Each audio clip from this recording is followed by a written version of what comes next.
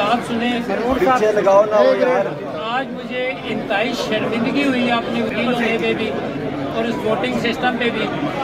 मैं सारे सेटअप को अनफेयर मान के कैंसिल करता हूँ।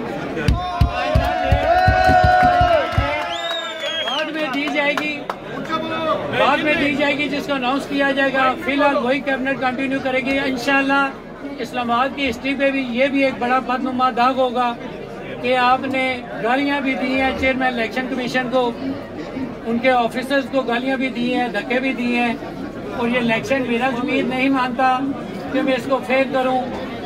इलेक्शन से पहले हो सकता था कि मैं किसी ग्रुप की हिमायत करता हूं, लेकिन मेरा ज़मीर मुतमईन नहीं है।